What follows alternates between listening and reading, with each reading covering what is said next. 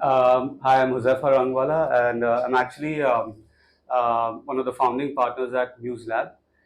We are a Bombay-based design studio. We do architecture interiors, but we also have like another parallel called Muse Mart, where we do a lot of exploration with products and we design toys and wash basins and rugs. So that's where we collaborate with a lot of people. And we also have another sort of exploratory arm called MuseX. That's where we kind of research technology, AI, and whatnot.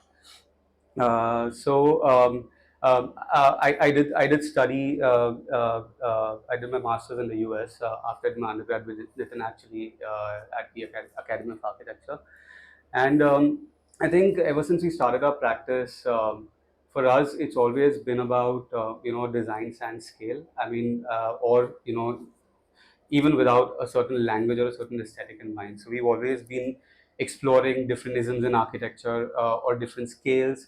The idea being that we wanted the studio, or we still want the studio to be constantly learning about new things, which is why we try to limit ourselves with the number of projects that we take, so that there is a lot more focus and research uh, on those briefs that we get from the client.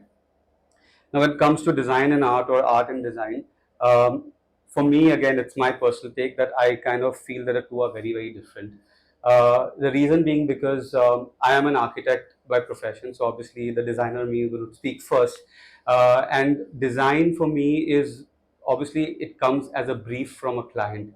So I'm always designing for someone.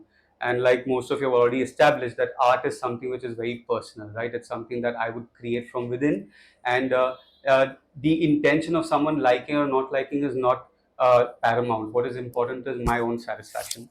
But I think over a period of time, what we realize is that it's very difficult to merge the two, and we fail miserably at that, because every time we've designed something to sell, we've been able to sell it. But every time we've created something as art, it's not been saleable, and that's where the struggle is.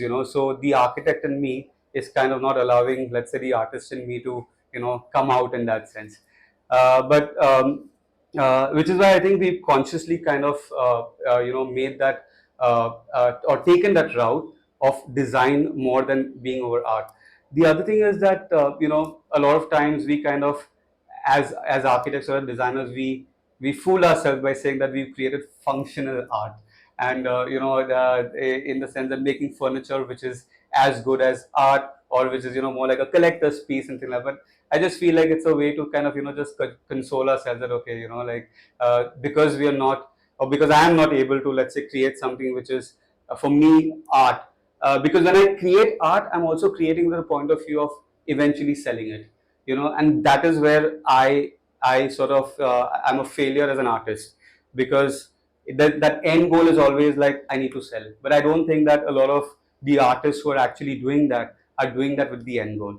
So I think the only way, because I also see all this, I think like Nitin also said that at the end, saleability is so much important, right? I mean, whether I design a product or whether I'm doing art, at the end, everyone's in some way got to, I guess, progress or feed themselves or whatever it is, right? And I think that for us, or at least for me, having that strong distinction or divide has worked, and I think that's how I kind of look at it. So for me, the two very different entities.